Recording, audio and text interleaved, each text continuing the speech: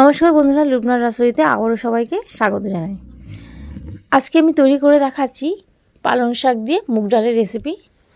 আমরা পালং শাক দিয়ে নানা রকম রান্না করে থাকি, আর মুসুর ডাল দিয়েও পালং শাক অনেক রকমভাবে রান্না করে থাকি। একবার মুগ ডাল দিয়ে তৈরি করে দেখে নেবেন কতটা খেতে ভালো হয়। সবার প্রথমে 1 কাপ নিয়ে নিলাম মুগ ডাল। ডালটাকে বাটির মধ্যে নিয়ে 3 থেকে 4 বার ভালো করে জল দিয়ে ধুয়ে নেব।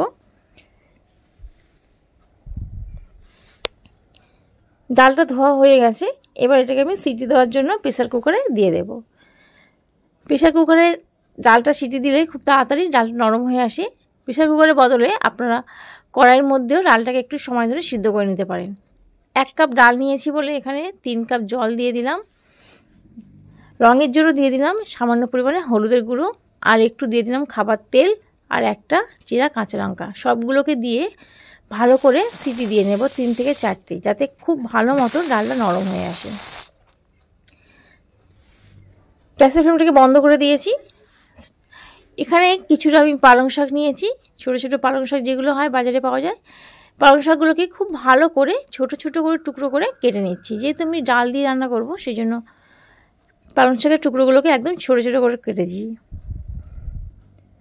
সমস্ত পালং শাকগুলো একইভাবে কেটে নেব, আর উপর থেকে আরও একটু আমি ছুরি দিয়ে কেটে দিচ্ছি। সমস্ত পালং শাক কাটা হয়ে গেছে। এবার একটা ছাঁকনির মধ্যে নিয়ে নিলাম ভালো করে জল দিয়ে ধুয়ে নেওয়ার জন্য। প্রেসার কুকারের ঢাকনাটা এবার খুলে দিলাম। একদম ঠান্ডা হয়ে গেছে। চামচ দিয়ে ভালো করে নেড়ে দিচ্ছি, যাতে ডালগুলো পুরো মিহিয়ে হয়ে যায়, কোনো রকম দানা না থাকে। সামান্য একটু জল দিয়েও মিশিয়ে নিলাম। এদিকে কড়াই বসিয়ে দিয়েছি। কড়াইটা যখন গরম হয়ে গেছে তাতে দিয়ে দিলাম 2 চামচ সর্ষের তেল। তেলটা যখন হালকা গরম হয়ে গেছে ফোড়নে দিয়ে দিলাম 1/2 চামচ গোটা জিরে আর একটু হিং। পালং ডালের জন্য যে যে উপকরণগুলো লাগবে সেগুলো দেখে নিন।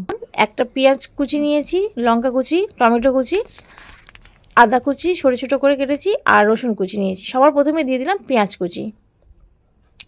কয়েক সেকেন্ড নাড়াচাড়া করে নেওয়ার পর ঝালের জন্য দিয়ে দিলাম মিহি করে কেটে রাখা লঙ্কা কুচি। ঝালটা যে যার স্বাদ অনুযায়ী দেবেন। তারপরে দিয়ে দিলাম আদা কুচি, দিয়ে আবারও খুব ভালো করে মিশিয়ে নিচ্ছি। রসুনটা আমি এখনও ব্যবহার করিনি, কেন রসুন খুব তাড়াতাড়ি নরম হয়ে যায় আর কালার ধরতে শুরু করে দেয়। সব কিছু ভালো করে মিশিয়ে নেওয়ার পর সবার শেষে দিয়ে দিলাম রসুন কুচি। রসুন কুচিটা দিয়ে কয়েক সেকেন্ড নাড়াচাড়া করে নেব।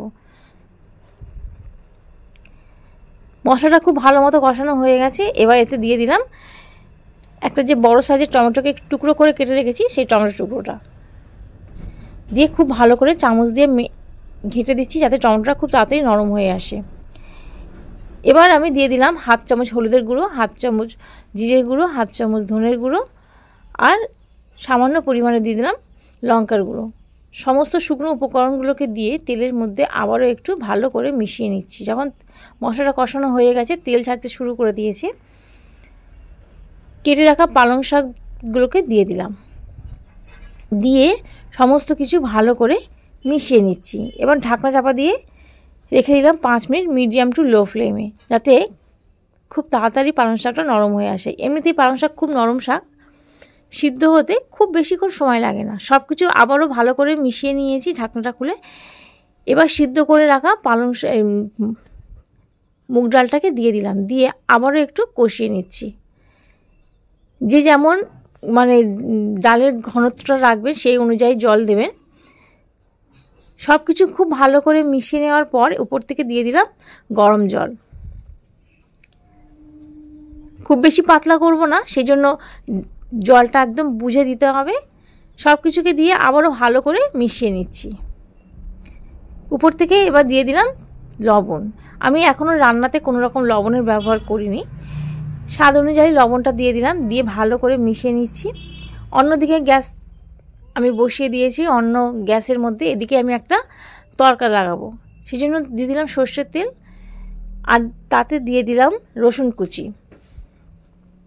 কয়েক সেকেন্ড ভালো করে নাড়াচাড়া করে নিয়েছি। রসুনের যখন কালার ধরতে শুরু করে দিয়েছে, গ্যাসের ফ্লেমটাকে একদম বন্ধ করে দিয়ে উপর থেকে দিয়ে দিলাম আরও একটু লঙ্কার গুঁড়ো। এখানে আমি এবার কাশ্মীরি লঙ্কার গুঁড়োটা ব্যবহার করলাম। দিয়ে খুব ভালো মতো মিশিয়ে নিচ্ছি। ডালে যদি কোনো রকম ফোড়ন না দেওয়া যায়, তাহলে ডালটা খেতে অতটা ভালো লাগে না। একবার এরকমভাবে ডালটা তৈরি করে দেখে নেবেন। আজকের রেসিপিটা আপনাদের কেমন লাগলো অবশ্যই কমেন্টে জানাবেন। ভালো লাগলে চ্যানেলটাকে সাবস্ক্রাইব করবেন। আচ্ছা তাহলে এই পর্যন্ত, আবারও ফিরে আসবো নতুন কোনো